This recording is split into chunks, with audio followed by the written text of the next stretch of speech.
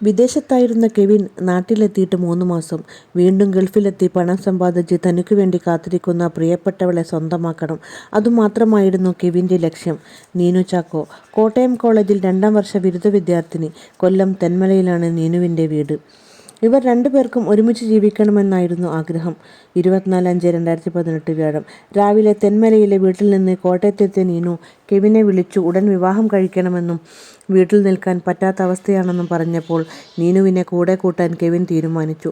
സുഹൃത്തുക്കളുടെ സഹായത്തോടെ വെള്ളിയാഴ്ച രജിസ്റ്റർ വിവാഹം വീട്ടിലേക്ക് കൂട്ടാനുള്ള ശ്രമം നടക്കാതെ വന്നപ്പോൾ നീനുവിനെ ഒരു ഹോസ്റ്റലിലാക്കി.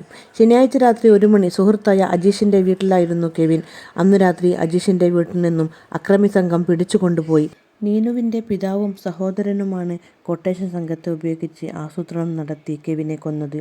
നീനു കെവിൻ്റെ മരണത്തിനു ശേഷം കെവിൻ്റെ അമ്മയ്ക്കും അച്ഛനും സഹോദരിക്കുമൊപ്പമാണ് താമസം. കെവിൻ്റെ ആഗ്രഹം പോലെ പഠനം പൂർത്തിയാക്കി. പിന്നെ ഓരോ വാർത്തയും വന്ന് കുറച്ചു ദിവസം കഴിഞ്ഞ് മനസ്സിൽ നിന്നും മായുന്ന പോലെ നമ്മളും മറന്നിരുന്നു. ഇപ്പോഴിതാ സന്തോഷമുള്ളൊരു വാർത്ത കേൾക്കാൻ സാധിക്കുന്നു.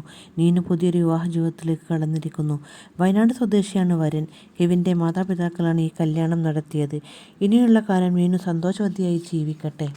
മകൻ സ്നേഹിച്ചു കൊണ്ടുവന്ന പെണ്ണിനെ അവൻ നഷ്ടപ്പെട്ടിട്ടും മകളെപ്പോലെ കരുതി സ്നേഹിച്ചു. അവളെ മറ്റൊരുത്തൻ്റെ കയ്യിൽ ഏൽപ്പിച്ചു. അവൾക്കൊരു ജീവിതം ഉണ്ടാക്കി കൊടുത്ത അച്ഛനും അമ്മയെയും എന്തു പറഞ്ഞാണ് വിശേഷിപ്പിക്കേണ്ടത്.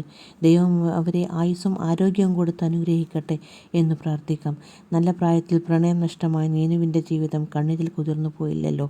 അവളുടെ ജീവിത പങ്കാളി ആരായിരുന്നാലും ഇനിയുള്ള കാലം സന്തോഷത്തോടെ ജീവിക്കാൻ സാധിക്കട്ടെ.